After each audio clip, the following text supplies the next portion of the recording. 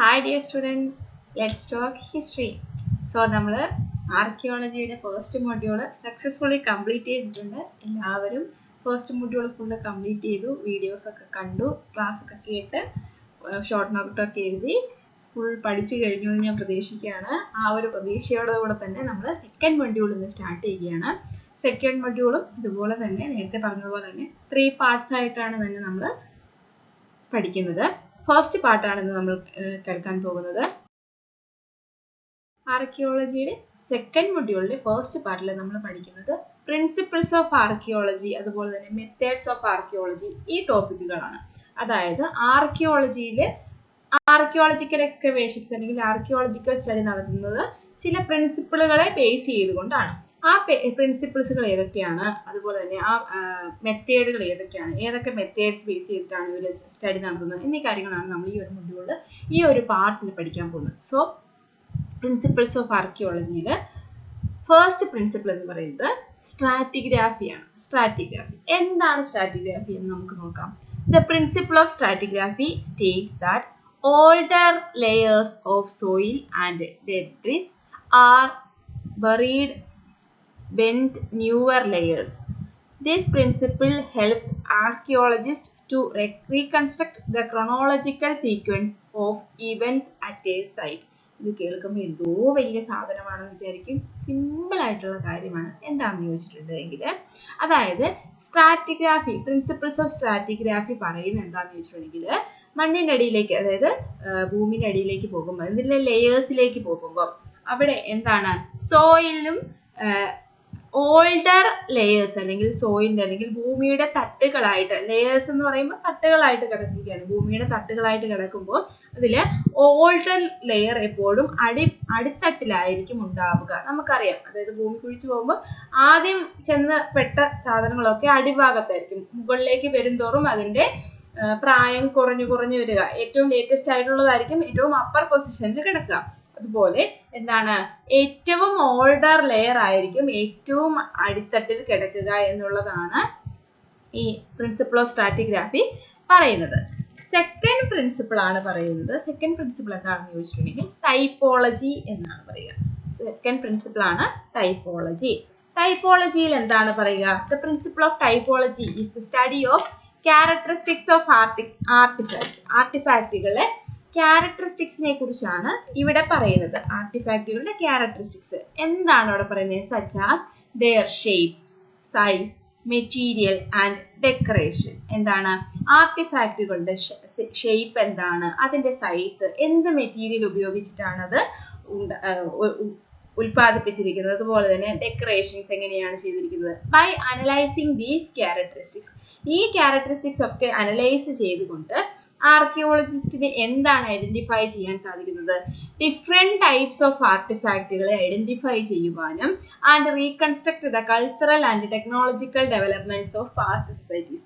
Past society, പുരാതന സൊസൈറ്റിയിലെ technological ആയിട്ടുള്ള ഡെവലപ്മെന്റുകളും cultural ആയിട്ടുള്ള ഡെവലപ്മെന്റുകളെയും ഒക്കെ റീകൺസ്ട്രക്ട് ചെയ്യുവാൻ ആർക്കിയോളജിസ്റ്റിനെ സഹായിക്കുന്നു. ഒന്നുകൂടെ പറയാം, ടൈപ്പോളജി എന്ന് പറഞ്ഞിട്ടുണ്ടെങ്കിൽ ആർട്ടിഫാക്റ്റുകളെ പല തരത്തിലായി ടൈപ്പായിട്ട് തിരിക്കുകയാണ്. എങ്ങനെയാണ് ടൈപ്പായിട്ട് തിരിക്കുന്നത്?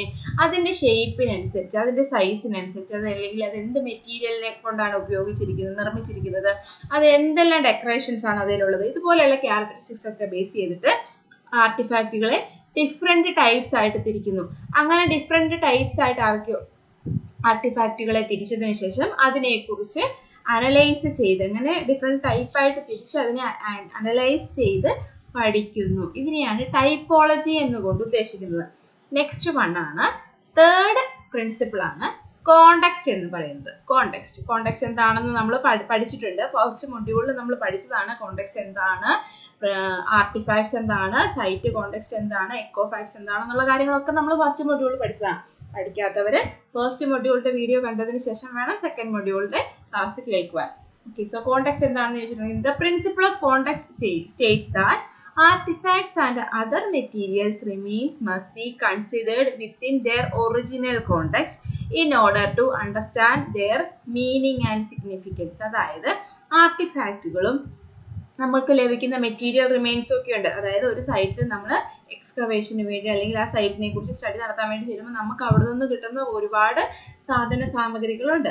ആ സാധന സാമഗ്രികളൊക്കെ അതിൻ്റെ ഒറിജിനൽ കോണ്ടെക്സ്റ്റിൽ വെച്ച്, അതായത് ഏത് രൂപത്തിലാണോ നമുക്ക് ലഭിക്കുന്നത് അതിൻ്റെ ആ ഒറിജിനൽ കോണ്ടെക്സ്റ്റിൽ വെച്ച്, ആ ഒറിജിനൽ രൂപത്തിൽ വെച്ച് തന്നെ എന്ത് ചെയ്യണം, നമ്മൾ അതിനെക്കുറിച്ച് പഠിക്കണം. അല്ലാതെ അതിന് വേറെ മാറ്റങ്ങളൊന്നും വരുത്തുവാൻ പാടില്ല. എങ്കിൽ മാത്രമേ നമുക്ക് അതിൻ്റെ ഒറിജിനൽ ആയിട്ടുള്ള മീനിങ്ങും അതിൻ്റെ ഇമ്പോർട്ടൻസും ഒക്കെ മനസ്സിലാകുകയുള്ളൂ എന്നാണ് ഈ ഒരു പ്രിൻസിപ്പിൾ ഓഫ് കോണ്ടെക്സ്റ്റിൽ പറയുന്നത്.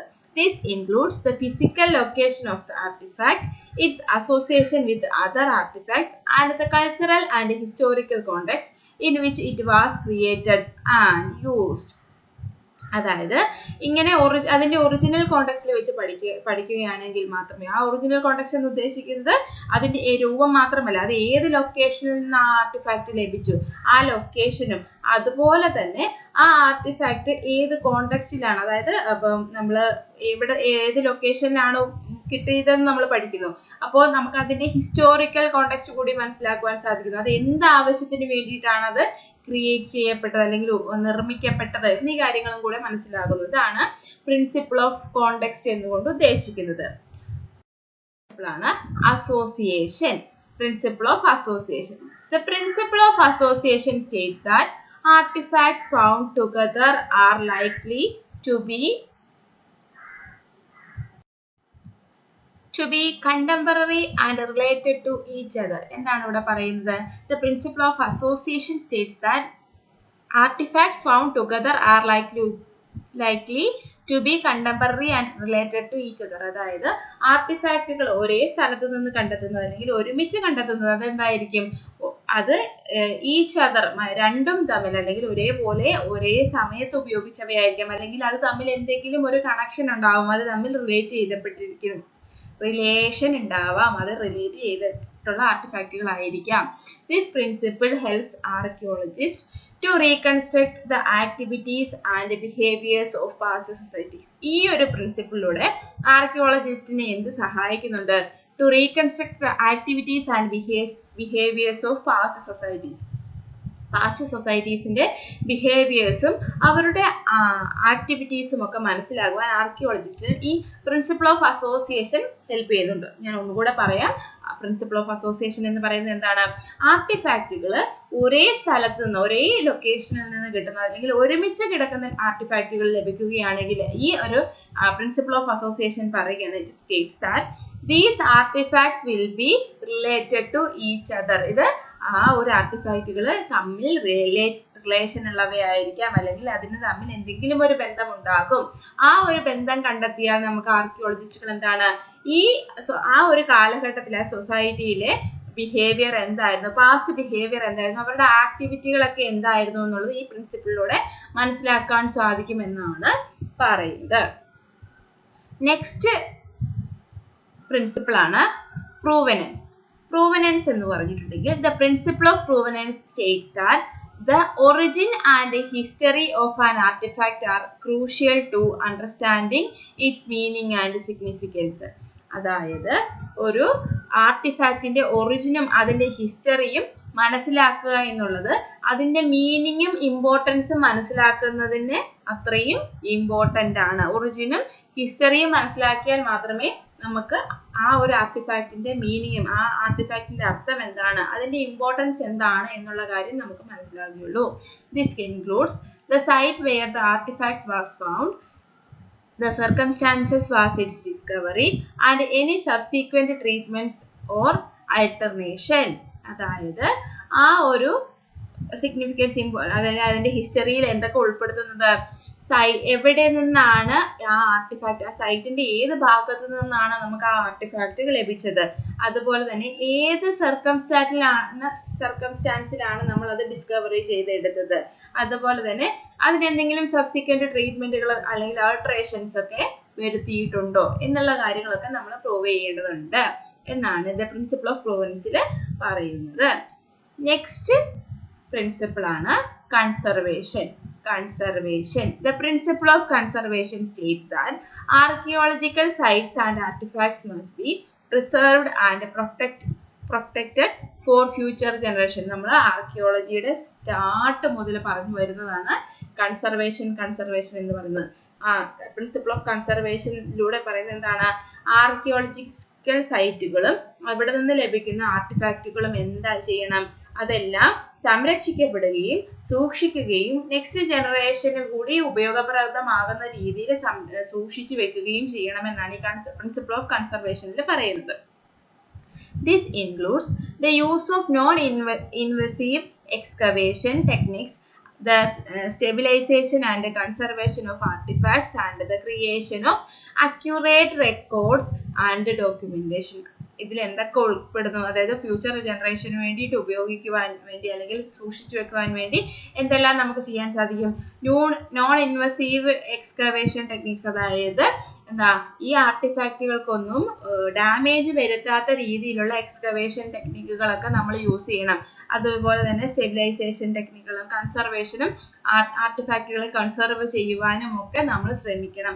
ഇതിലൂടെ മാത്രമേ നമുക്ക് അക്യുറേറ്റ് ആയിട്ട് റെക്കോർഡുകൾ ക്രിയേറ്റ് ചെയ്യുവാനും അതിനെ ഡോക്യുമെന്റേഷൻ എന്തിനെ ആർട്ടിഫാക്റ്റുകളുടെയൊക്കെ അതുപോലെ തന്നെ സൈറ്റുകളുടെയൊക്കെ റെക്കോർഡുകൾ ക്രിയേറ്റ് ചെയ്യുവാനും അതുപോലെ തന്നെ ആ റെക്കോർഡുകൾ ഡോക്യുമെന്റ് ചെയ്യുവാനും സാധിക്കുകയുള്ളൂ എന്നാണ് ഈ പ്രിൻസിപ്പിൾ ഓഫ് കൺസർവേഷനിൽ പറയുന്നത്. നെക്സ്റ്റ് പ്രിൻസിപ്പിൾ ആണ് principle of ethics. The principle of ethics states that archaeologists have a responsibility to conduct their research in an ethical and responsible manner. എന്താണ്? ആർക്കിയോളജിസ്റ്റിന് ഒരു റെസ്പോൺസിബിലിറ്റി ഉണ്ട്. എങ്ങനെ? ആ വ്യക്തി ചെയ്യുന്ന റിസർച്ച്, ആർക്കിയോളജിക്കൽ റിസർച്ചിനെ ഒരു എത്തിക്കൽ ആൻഡ് റെസ്പോൺസിബിൾ മാനറിൽ എപ്പോഴും ആ ആർക്കിയോളജിസ്റ്റിന്റെ എത്തിക്സിന് ചേരുന്ന രീതിയിലുള്ള കാര്യങ്ങൾ മാത്രമേ അദ്ദേഹം ചെയ്യുവാൻ പാടുള്ളൂ. അദ്ദേഹം ആ ചെയ്യുന്ന റിസർച്ചിൽ അയാൾ എപ്പോഴും റെസ്പോൺസിബിൾ ആയിരിക്കണം.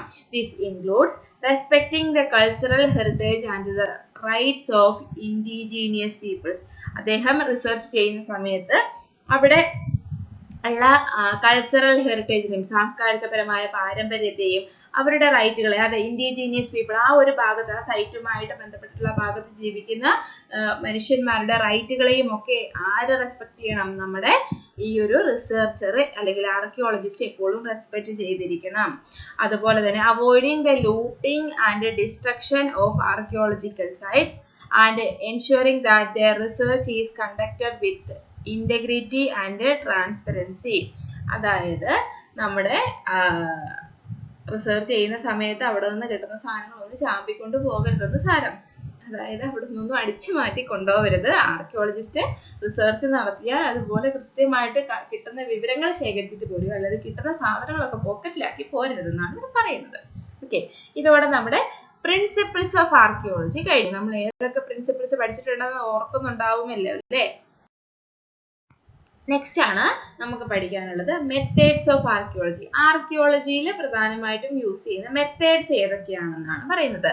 Archaeology employs a range of methods to uncover, analyse and interpret the material remains of past human cultures. Here are some of the key methods used in archaeology. അതായത് നമ്മൾ പണ്ടൊക്കെ ആർക്കിയോളജി എന്ന് കേൾക്കുമ്പോൾ നമ്മൾ വിചാരിക്കും ആർക്കിയോളജിസ്റ്റുകൾക്കൊക്കെ എന്ത് സുഖമാണ് അല്ലേ? ആർക്കിയോളജിസ്റ്റുകൾക്കൊക്കെ ചുമ്മാ പോയിട്ട് ഒരു സൈറ്റിൽ പോയിട്ട് ഒരു തൂമ്പ എടുത്തിട്ട് മാന്തി തൂമ്പെന്ന് തന്നെയല്ലേ എല്ലാ നാട്ടിലും പറയുന്നത്. ഞങ്ങളുടെ നാട്ടിലൊക്കെ തൂമ്പ എന്നാണ് കേട്ടോ പറയുന്നത്. മണ്ണ് കളിക്കുന്ന സാധനത്തിന് പറയുന്ന പേര് തൂമ്പ. തൂമ്പ എടുത്ത് കളിച്ച് എന്തെങ്കിലുമൊക്കെ സാധനം കണ്ടുപിടിക്കുക, അതെവിടെയെങ്കിലുമൊക്കെ കൊണ്ട് വെക്കുക, ഇത്രയേ ഉള്ളൂ പരിപാടി. ഇപ്പോഴല്ലേ മനസ്സിലായത് അല്ലേ? അപ്പോൾ ഇതിന് പലതരത്തിലുള്ള മെത്തേഡുകളുണ്ട്. ആർക്കിയോളജിക്കൽ സ്റ്റഡി നടത്തുന്നതിന് പലതരത്തിലുള്ള മെത്തേഡ്സ് ഉണ്ട്. നമ്മൾ റിസർച്ചിങ് ദ പാസ്റ്റ് പഠിച്ചു ഓർക്കുന്നുണ്ടല്ലോ അല്ലേ? അപ്പം ഡാറ്റ കളക്ട് ചെയ്യാൻ വേണ്ടി നമ്മൾ ഉപയോഗിക്കുന്ന മെത്തേഡ്സിനെയാണ് മെത്തേഡ് എന്ന് പറയുന്നത്. അപ്പം ആർക്കിയോളജിയിൽ നമ്മൾ സൈറ്റുകളിൽ നിന്ന് ഡാറ്റ കളക്ട് ചെയ്യാൻ വേണ്ടിയിട്ട് ഉപയോഗിക്കുന്ന മെത്തേഡ്സ് ഏതൊക്കെയാണെന്നാണ് പറയുന്നത്. പ്രധാനപ്പെട്ട മെത്തേഡുകളാണ് പറയുന്നത്. ആദ്യത്തേത് ഇത് നമുക്കൊരു ഓർഡറിൽ നിന്ന് പഠിച്ചു പോകാം. ആദ്യത്തേതെന്ന് പറയുമ്പോൾ നമ്മൾ ആദ്യം എന്താ ചെയ്യുക? റിസർച്ച് ചെയ്യാൻ പോകുമ്പോൾ അല്ലെങ്കിൽ ആർക്കിയോളജിക്കൽ സ്റ്റഡി നടത്താൻ പോകുമ്പോൾ ആദ്യം നമ്മൾ ആ ഒരു സൈറ്റ് വിസിറ്റ് ചെയ്യും. അതിനെയാണ് ഫീൽഡ് മെത്തേഡ് എന്നുകൊണ്ട് ഉദ്ദേശിക്കുന്നത്. അതായത് ഫീൽഡിൽ പോയിട്ട് നമ്മൾ നടത്തുന്ന മെത്തേഡ്, ഫീൽഡ് മെത്തേഡ്. അവിടെ ഉപയോഗിക്കുന്ന മെത്തേഡ്സ് ഫീൽഡ് മെത്തേഡ്സിൽ പറയുന്ന ഡാറ്റ കളക്ഷൻ മെത്തേഡ്സ് ഏതൊക്കെയാണ്? സർവേ, ഫസ്റ്റ് വൺ ആണ് സർവേ. എന്താണ് സർവേ എന്ന് നമുക്കറിയാലോ. Systematic search for archaeological sites and artefacts in A particular region or area. ഒരു പർട്ടിക്കുലർ റീജിയനിലോ ഏരിയയിലോ വെച്ചിട്ട് ആ ഒരു സൈറ്റിന്റെ ആർട്ടിഫാക്റ്റുകളും അവിടെ നിന്ന് കിട്ടുന്ന ആർക്കിയോളജിക്കൽ എവിഡൻസുകളും ഒക്കെ കണ്ടെത്തുവാൻ വേണ്ടിയിട്ടുള്ള ഒരു സിസ്റ്റമാറ്റിക് സെർച്ചിനെയാണ് ഇതെന്ന് പറയുന്നത് സർവേ എന്ന് പറയുന്നത്. നെക്സ്റ്റ് വൺ, ഫീൽഡ് മെത്തേഡിന്റെ നെക്സ്റ്റ് വൺ ആണ് excavation. Careful removal of soil and debris to expose buried archaeological sites and artifacts. എന്താണ്, നമ്മുടെ സൈറ്റിൽ ചെന്നിട്ട് ആദ്യം നമ്മൾ സർവേ നടത്തുക, അതായത് അവിടെ പോയിട്ട് എന്താണ് അവിടെ ഉള്ളതെന്നുള്ള കാര്യങ്ങളൊക്കെ നോക്കുന്നത്. എക്സ്കവേഷൻ നടത്തുന്നു. എക്സ്കവേഷൻ എന്ന് പറയുമ്പോൾ എന്താണ്, careful removal of soil and debris. അതായത് കെയർഫുള്ളോടെ നമ്മൾ ശ്രദ്ധയോടെ എന്ത് ചെയ്യുന്നു, അവിടെ നിന്ന് മണ്ണും മാലിന്യങ്ങളും ഒക്കെ നീക്കം ചെയ്തിട്ട് അവിടെയുള്ള ബറീഡ് ആർക്കിയോളജിക്കൽ സൈറ്റ്സും അത് ആർട്ടിഫാക്റ്റുകളും ഒക്കെ കണ്ടെത്തുവാൻ ശ്രമിക്കുന്നു എന്നാണ് ഈ എക്സ്കവേഷനിലൂടെ നമ്മൾ ചെയ്യുന്നത്. സർവേ എന്ന് പറയുമ്പം അവിടെ സൈറ്റ് വിസിറ്റ് ചെയ്ത് അവിടെ നിന്ന് കറക്റ്റ് ആയിട്ട് നമുക്ക് നേരിൽ കാണാൻ പറ്റുന്ന ആർട്ടിഫാക്റ്റുകളെയൊക്കെ നമ്മൾ കണ്ടെത്തുന്നു. തന്നെ നമ്മൾ അവിടെ എന്ത് ചെയ്യുന്നു, എക്സ്കവേഷൻ നടത്തുന്നു. സോയിലൊക്കെ നീക്കം ചെയ്ത് അതുപോലെ തന്നെ ഡേബ്രിസ് ഒക്കെ നീക്കം ചെയ്തിട്ട് അവിടെ നിന്ന് ഉള്ളിൽ നിന്ന് എന്തൊക്കെ കിട്ടുന്നു നോക്കുന്നു. ദെൻ അതിനുശേഷം നമ്മൾ എന്താ ചെയ്യുന്നത്, ട്രെഞ്ചിങ്. ട്രെഞ്ചിങ് എന്ന് പറഞ്ഞിട്ടുണ്ടെങ്കിൽ എന്താണ്, ട്രെഞ്ചിങ് എന്ന് പറഞ്ഞിട്ടുണ്ടെങ്കിൽ എന്താണ്, ചെറിയ ഹോൾ ഇടുക എന്നാണ് പറയുന്നത്. Digging trenches to explore the subsurface of a site and gathering information about its layers. എന്താണ് ട്രെഞ്ചിങ് എന്ന് പറയുമ്പോൾ, ഡിഗിങ് ട്രെഞ്ചസ് അതായത് ചെറിയ കുഴികൾ ഉണ്ടാക്കുന്നു, സൂക്ഷ്മ കുഴികൾ ഉണ്ടാക്കിയിട്ട് explore the sub surface of a site. ഒരു സൈറ്റിന്റെ സബ് സർഫേസ്, അതിന്റെ ഉള്ളിലുള്ള സർഫേസ് എന്ന് പറഞ്ഞാൽ പ്രതലം, സബ് സർഫേസ് എന്ന് പറഞ്ഞാൽ അതിന്റെ ഉള്ളിലേക്ക് പോകുന്ന അടിത്തട്ടിലുള്ള കാര്യങ്ങൾ എന്തൊക്കെയാണ്, അവിടെ നിന്ന് എന്തെല്ലാം ഇൻഫോർമേഷൻസ് കിട്ടുന്നു, അതിന്റെ ലേ ഔട്ട് എന്താണ്, അതിന്റെ സ്ട്രാറ്റിഗ്രാഫി ലെയറിംഗ് ടെക്നിക്സ് എന്തൊക്കെയാണ്, ലെയറിംഗിന്റെ പ്രത്യേകതകൾ എന്തൊക്കെയാണെന്നുള്ള കാര്യങ്ങളൊക്കെ മനസ്സിലാക്കാൻ വേണ്ടിയാണ് ഈ ട്രെഞ്ചിങ് ഉപയോഗിക്കുന്നത്. നെക്സ്റ്റ് ആണ് ടെസ്റ്റ് പിറ്റിംഗ്. ടെസ്റ്റ് പിറ്റിംഗ് എന്ന് പറഞ്ഞിട്ടുണ്ടെങ്കിൽ digging small test pits to gather information about the subsurface of a site and identify potential areas for excavation. Excavation ചെയ്യുന്നതിന് മുമ്പ് അല്ലെങ്കിൽ സോയിലൊക്കെ നീക്കം ചെയ്യുന്നതിന് മുമ്പ് ഒരു സാമ്പിളായിട്ട് നമ്മൾ എന്ത് ചെയ്യും, ടെസ്റ്റ് പിറ്റിംഗ് ചെയ്യും, അല്ലെങ്കിൽ ചെറിയ സൂക്ഷ്മ സുഷിരങ്ങൾ ഇടും, അല്ലെങ്കിൽ ചെറിയ കുഴികൾ കുഴിക്കും. എന്തിനു വേണ്ടിയിട്ടാണ്, എവിടെയൊക്കെയാണ് സബ് സർഫേസ് ഫീച്ചേഴ്സ് ഉള്ളത്, ഇൻഫോർമേഷൻസ് നമുക്ക് എവിടെ നിന്നൊക്കെയാണ് കിട്ടുക, എവിടെയൊക്കെയാണ് നമ്മൾ എക്സ്കവേഷൻ നടത്തേണ്ടത് എന്നുള്ള കാര്യത്തെക്കുറിച്ച് അറിയാൻ വേണ്ടിയാണ് ഈ ടെസ്റ്റ് പിറ്റിംഗ് നടത്തുന്നത്. ഓക്കെ, അതിനെയാണ് ടെസ്റ്റ് പിറ്റിംഗ് എന്ന് പറയുന്നത്. ഇത്രയുമാണ് നമ്മൾ ഫീൽഡ് മെത്തേഡ്സ് എന്ന് പറയുന്നത്. ഫീൽഡ് മെത്തേഡ്സിലൂടെ നമുക്ക് എന്ത് ചെയ്തു, ആർട്ടിഫാക്റ്റുകളൊക്കെ ലഭിച്ചു എന്ന് വിചാരിക്കുക. ആദ്യം നമ്മൾ സർവേ നടത്തി, അവിടെ പോയി സർവേ നടത്തി, ഓക്കെ എന്തൊക്കെ കാര്യങ്ങളാണ് അവിടെ നമ്മൾ ആദ്യമായിട്ട് എന്താണ്, എന്തെങ്കിലുമൊക്കെ കാടുകളൊക്കെ വെട്ടി നശിപ്പിക്കുന്ന സമയത്തൊക്കെയാണ് എന്താ പഴയ കാലത്ത് നിന്ന് പുരാവസ്തു ലഭിച്ചു എന്നൊക്കെ പറഞ്ഞ് ന്യൂസിലൊക്കെ കാണാറുണ്ട് അല്ലേ. പുരാവസ്തു ലഭിച്ചു എന്ന് പറയുമ്പോൾ തന്നെ ആദ്യം എന്ത് ചെയ്യും, നമ്മൾ പുരാവസ്തു ഗവേഷണ വിഭാഗത്തിന് അല്ലെങ്കിൽ ആർക്കിയോളജിക്കൽ ഡിപ്പാർട്ട്മെന്റിനെ വിവരം അറിയിക്കും, അവർ വന്ന് സർവേ നടത്തും. അതിനെയാണ് ഫസ്റ്റ് സർവേ എന്ന് പറയുന്നത്. അതിനുശേഷം എന്ത് ചെയ്യും, ആ സർവേ നടത്തി കിട്ടിയ ആർട്ടിഫാക്റ്റിനെ അവരെന്ത് ചെയ്യും, അവര് റൗണ്ട് ചെയ്ത് അതൊരു ആർക്കിയോളജിക്കൽ സൈറ്റ് ആയിട്ട് അവര് മെഷർ ചെയ്തെടുക്കും. ദെൻ അവിടെ ഒരു എക്സ്കവേഷൻ നടക്കും. എക്സ്കവേഷൻ നടത്തുന്നതിന് മുമ്പ് ടെസ്റ്റ് പിറ്റിംഗ് നടത്തും. ഈ ഒരു ആർട്ടിഫാക്റ്റ് കിട്ടിയതിന് അതുമായിട്ട് ബന്ധപ്പെട്ടിട്ട് എവിടെയെങ്കിലും മറ്റ് ആർക്കിയോളജിക്കൽ എവിഡൻസുകൾ ഉണ്ടോ, സൈറ്റിൽ വേറെ എന്തെങ്കിലും എവിഡൻസുകൾ ലഭിക്കാനുണ്ടോ, മണ്ണിൻ്റെ ഇടയിൽ എന്തെങ്കിലും ഉണ്ടോ എന്ന് അറിയാൻ വേണ്ടി ടെസ്റ്റ് പിറ്റിംഗ് നടത്തും. അതിനുശേഷം എന്ത് ചെയ്യും, ട്രെഞ്ചിങ് നടത്തും. ചെറിയ കുഴികളൊക്കെ കുഴിച്ച് ഉള്ളിലേക്ക് ഇറങ്ങി അതിന്റെ സ്ട്രാറ്റിഗ്രാഫി ഒക്കെ മനസ്സിലാക്കും. ദെൻ എക്സ്കവേഷൻ നടത്തും. സോയിലൊക്കെ റിമൂവ് ചെയ്ത് എവിടെയാണോ ഇൻഫോർമേഷൻ ഉണ്ട് എന്ന് നമുക്ക് മനസ്സിലാകുന്നത് അവിടെ കുഴി കുഴിച്ച് അവിടുന്ന് ആർക്കിയോളജിക്കൽ സൈറ്റിന്റെ ആർട്ടിഫാക്റ്റുകളൊക്കെ കണ്ടെത്തും. ഇതിനെയാണ് ഫീൽഡ് മെത്തേഡ് എന്ന് പറയുന്നത്. നെക്സ്റ്റ് വൺ ആണ് ലബോറട്ടറി മെത്തേഡ്സ്. ലബോറട്ടറി മെത്തേഡ്സ് എന്ന് പറയുമ്പോൾ നമുക്ക് എക്സ്കവേഷനിൽ കൂടെ കിട്ടിയ അല്ലെങ്കിൽ ഫീൽഡ് മെത്തേഡുകളിൽ കിട്ടിയ ആർട്ടിഫാക്റ്റുകളെ കുറിച്ച് കൂടുതലായിട്ട് ഡീറ്റെയിൽഡ് സ്റ്റഡി നടത്തുന്നതിന് വേണ്ടി നമ്മൾ ഈ ആർട്ടിഫാക്റ്റുകളുമായി നമ്മൾ നേരെ എങ്ങോട്ട് പോകുന്നു, നമ്മളൊരു ലബോറട്ടറിയിലേക്ക് പോകുന്നു. ഓക്കെ, നമ്മൾ പരീക്ഷണശാലയിലേക്ക് പോവുകയാണ്. അവിടെ എന്തൊക്കെയാണ് ചെയ്യുന്നത്, ആർട്ടിഫാക്റ്റിനെ അനലൈസ് ചെയ്യുന്നു. artifact analysis, examination and interpretation of artifacts to reconstruct the cultural and technological development of past societies. പുരാതന സൊസൈറ്റിയിലെ പണ്ട് കാലത്തെ സൊസൈറ്റിയിലെ ഡെവലപ്മെന്റുകളെ കുറിച്ചും ടെക്നോളജിക്കലും കൾച്ചറലുമായിട്ടുള്ള ഡെവലപ്മെന്റുകളെ കുറിച്ചും ഒക്കെ മനസ്സിലാക്കുന്നതിന് വേണ്ടിയിട്ട് ഈ ആർട്ടിഫാക്റ്റുകളെ അതിനെ ഡീറ്റെയിൽഡ് ആയിട്ട് എക്സാമിൻ ചെയ്യുകയും അതിനെ ഇന്റർപ്രറ്റ് ചെയ്യുകയും വിശകലനം ചെയ്യുകയും ഒക്കെ ചെയ്യുന്നു. അതിനുശേഷം ആർട്ടിഫാക്റ്റിനെ അനലൈസ് ചെയ്തതിന് ശേഷം മെറ്റീരിയൽ സയൻസ് മനസ്സിലാക്കുവാൻ ശ്രമിക്കുന്നു. അതായത് analysis of materials used to make artifacts such as ceramics, metals and textiles. അതായത് നമുക്ക് കിട്ടിയ ആർട്ടിഫാക്റ്റുകൾ ഇപ്പം വെപ്പൺസ് ആവാം, എക്യുപ്മെന്റ്സ് ആവാം, അല്ലെങ്കിൽ കിച്ചൺ എക്യുപ്മെന്റ്സ് ആവാം, അല്ലെങ്കിൽ ക്ലോത്ത് ആവാം, എന്തുമാകാം. നമുക്ക് ലഭിച്ച വസ്തുക്കള് അതിനെക്കുറിച്ച് അതിന്റെ മെറ്റീരിയൽ സയൻസിനെ കുറിച്ച് പഠിക്കുന്നത്. എന്ത് വസ്തുക്കൾ ഉപയോഗിച്ചിട്ടാണ് ആർട്ടിഫാക്റ്റ് നിർമ്മിച്ചിരിക്കുന്നത്? സെറാമിക് പോലെയുള്ള ആണോ, മെറ്റൽസ് ആണോ, ടെക്സ്റ്റൈൽസ് പരമായിട്ടുള്ള കാര്യങ്ങൾ ഉപയോഗിച്ചിട്ടാണോ ഇത് നിർമ്മിച്ചിട്ടുള്ളത്? അതിന്റെ മെറ്റീരിയൽ സയൻസിനെ കുറിച്ച് പഠിക്കുന്നു. അത് എന്തൊക്കെ ധാതുക്കൾ ഉപയോഗിച്ചാണ് നിർമ്മിച്ചതെന്ന് പഠിക്കുന്നു. ദെൻ അതിനുശേഷം എന്ത് ചെയ്യുന്നു? Dating methods. ഡേറ്റിംഗ് മെത്തേഡ്സ് എന്ന് പറഞ്ഞിട്ടുണ്ടെങ്കിൽ use of various techniques such as radio carbon dating, potassium argon dating and dendrochronology to determine the age of archaeological sites and artifacts. എന്താണ്? ആർക്കിയോളജിക്കൽ സൈറ്റും ആർട്ടിഫാക്റ്റുകളെയും ഒക്കെ ആർക്കിയോളജിക്കൽ സൈറ്റുകളെ കുറിച്ചും ആർട്ടിഫാക്റ്റുകളെ കുറിച്ചും അതിന്റെ ഡേറ്റിംഗ് മനസ്സിലാക്കുന്നതിന് വേണ്ടിയിട്ട് അതിന്റെ കാലപ്പഴക്കം അറിയുന്നതിന് വേണ്ടിയിട്ട് എന്ത് ചെയ്യുന്നു? അതിനെ പലതരത്തിലുള്ള നമ്മൾ റേഡിയോ കാർബൺ ഡേറ്റിംഗ് എന്താണെന്നൊക്കെ പഠിച്ചിട്ടുണ്ട് അല്ലേ? ഡേറ്റിംഗ് മനസ്സിലാക്കുന്നത്, അതിന്റെ എത്രത്തോളം കാലപ്പഴക്കമുണ്ട് എന്നുള്ളത് മനസ്സിലാക്കുന്നതിനെയാണ് ഡേറ്റിംഗ് മെത്തേഡ്സ് എന്നുകൊണ്ട് ഉദ്ദേശിക്കുന്നത്.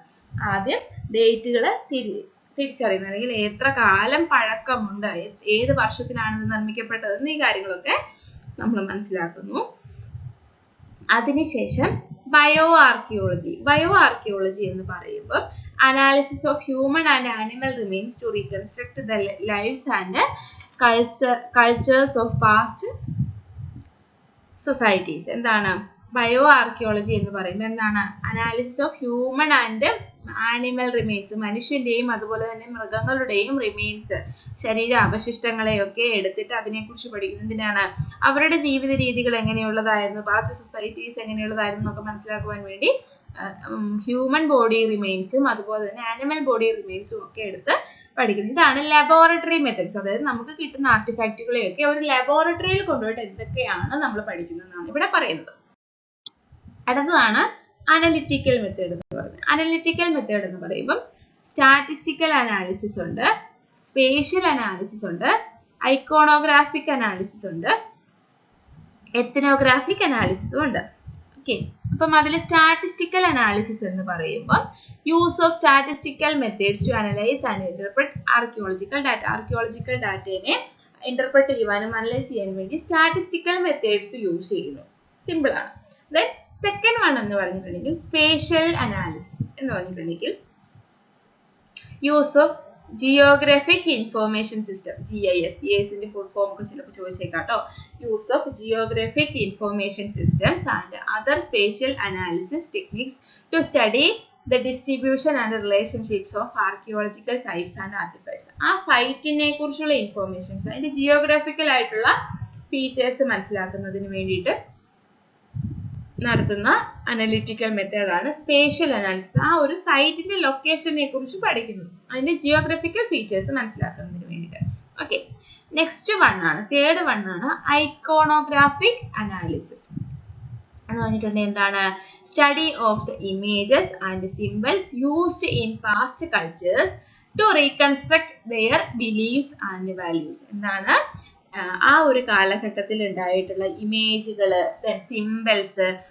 അതായത് പുരാതന കാലഘട്ടത്തിലൊക്കെ പേപ്പറും പെന്നും ഒന്നും ഇല്ലായിരുന്നു. ഇപ്പോഴത്തെ പോലെ ഐപാഡും ഐഫോണും അതുപോലെ തന്നെ ലാപ്ടോപ്പും കാര്യങ്ങളൊന്നും ഇല്ലായിരുന്നു. അതുകൊണ്ട് തന്നെ അവരെന്താണ്, കല്ലുകളിലും ഒക്കെ കൊത്തുപണികൾ നടത്തുകയും ചിത്രങ്ങളൊക്കെ വരയ്ക്കുകയൊക്കെ ചെയ്തിട്ടുണ്ട്. അവരുടെ വേ ഓഫ് കമ്മ്യൂണിക്കേഷൻ അങ്ങനെയായിരുന്നു. ഓക്കെ, സോ അതായത് ആ കാലഘട്ടത്തിൽ നിന്ന് ലഭിച്ചിട്ടുള്ള ഇമേജുകളും സിംബൽസും ഒക്കെ അതിനെക്കുറിച്ച് പഠിക്കുന്നു. അതിനെക്കുറിച്ച് പഠിച്ചിട്ട് അവരുടെ പാസ്റ്റ് കൾച്ചർ എങ്ങനെയുള്ളതായിരുന്നു, അവരുടെ ബിലീഫ്സ്, കൂടുതലും അവരുടെ മതപരമായിട്ടുള്ള കാര്യങ്ങളെ കുറിച്ചായിരിക്കും അതിൽ വരച്ചു വെക്കും, അല്ലെങ്കിൽ ചിത്രങ്ങളായിട്ട് അല്ലെങ്കിൽ സിമ്പിൾസ് ആയിട്ടൊക്കെ വരച്ചു വെക്കുവാൻ സാധ്യത കൂടുതൽ. ഓക്കെ, അപ്പോൾ അവരുടെ ബിലീഫ്സ് എന്തായിരുന്നു, അവരുടെ വാല്യൂസ് എന്താണെന്നൊക്കെ മനസ്സിലാക്കുവാനാണ് ഈ ഇമേജസുകളെ കുറിച്ചും സിമ്പിൾസിനെ കുറിച്ചും ഒക്കെ ഉള്ള പഠനം നടത്തുന്നത്. അതിനെയാണ് ഐക്കോണോഗ്രാഫിക് അനാലിസിസ് എന്നുകൊണ്ട് ഉദ്ദേശിക്കുന്നത്.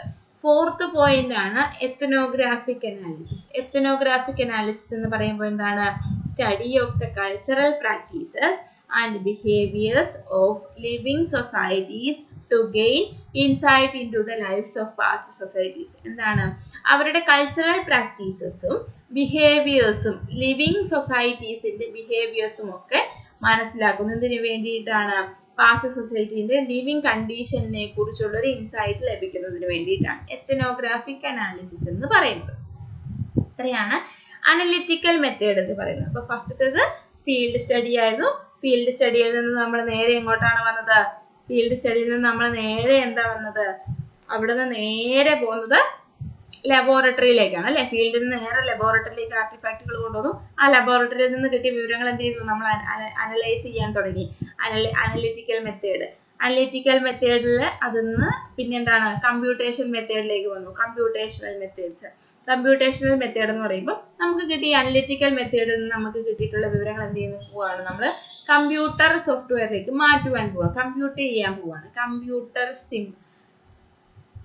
കമ്പ്യൂട്ടേഷൻ മെത്തേഡ്സിൽ ഫസ്റ്റ് മെത്തേഡാണ് കമ്പ്യൂട്ടർ സിമുലേഷൻസ്. കമ്പ്യൂട്ടർ സിമുലേഷൻസ് എന്ന് പറയുമ്പോൾ use of computer simulations two model and analyse archaeological phenomena such as the growth and decline of past societies. Past societiesന്റെ ഗ്രോത്ത്, അതിന്റെ ഡിക്ലൈൻ, ഇങ്ങനെയുള്ള കാര്യങ്ങൾ, അതുപോലെയുള്ള ഫിനോമിനാസ്, സംഭവങ്ങളൊക്കെ, ആർക്കിയോളജിക്കൽ സംഭവങ്ങളൊക്കെ കമ്പ്യൂട്ട് ചെയ്യുന്നതിന് വേണ്ടിയിട്ട് ഉപയോഗിക്കുന്നതാണ് കമ്പ്യൂട്ടർ സിമുലേഷൻസ് എന്ന് പറയുന്നത്.